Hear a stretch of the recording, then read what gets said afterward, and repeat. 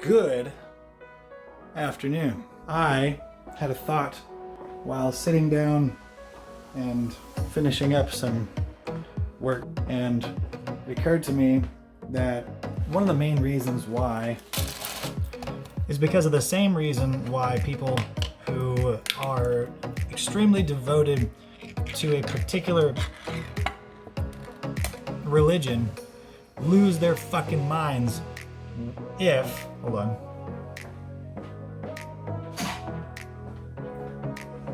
If the beliefs on which they have built the foundation of themselves are challenged in such a way that it proves them wrong. When you take someone who's believed one thing for ever, basically, and then you're like, oh yeah, by the way, here's something that proves your entire foundation of everything wrong.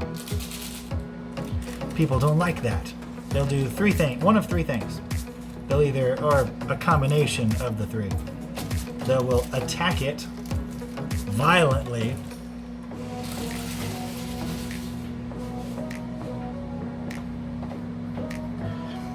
they will deny it entirely,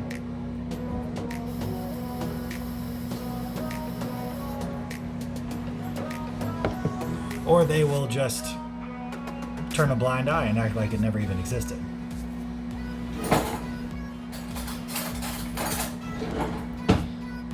A prime example of this is, hold on. Prime example of this is Galileo.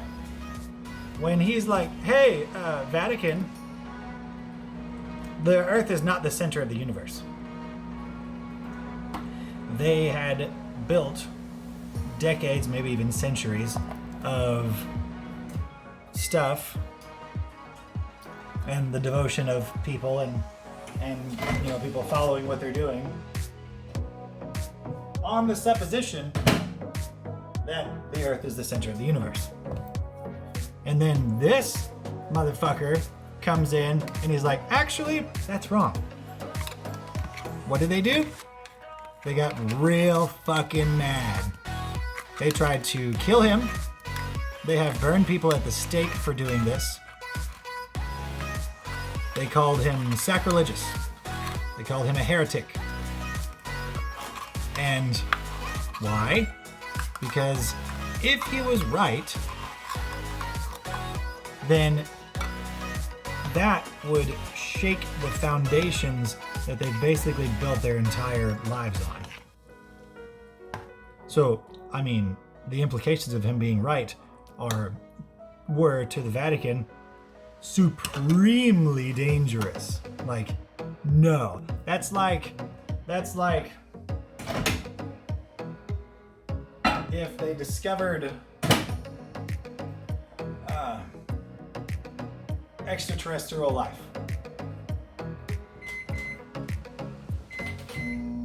All of a sudden, what would that do to creationism?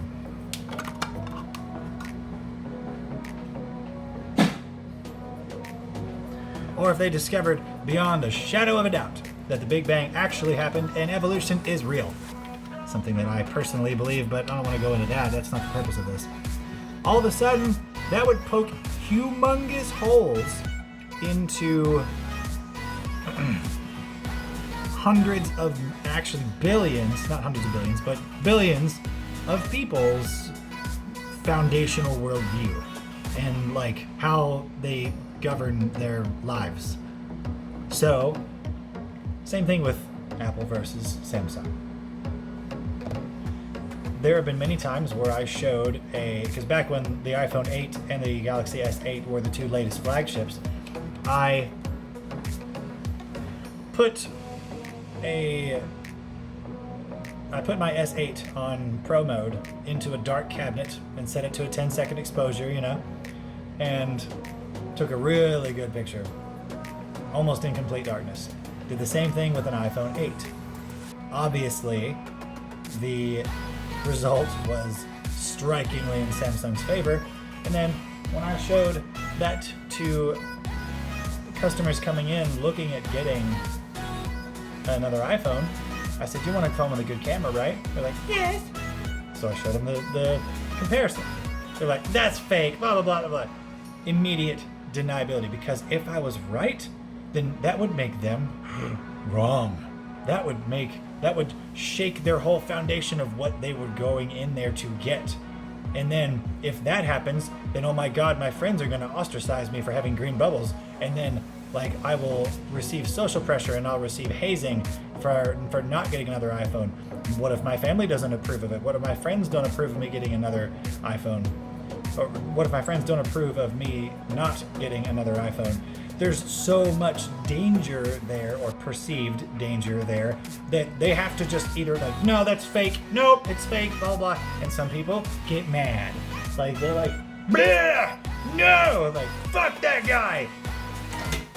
I've experienced both. And it occurred to me while responding to comments to the latest vid, woo, that's hot as fuck, that, oh my God, that's totally right. People hate it when you challenge their hold on. Wait, a brief intermission. I need to season this stuff because I want to.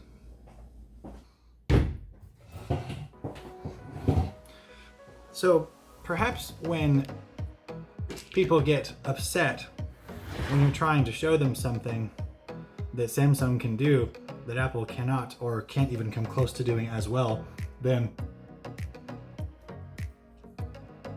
more than likely it's because they know you're right.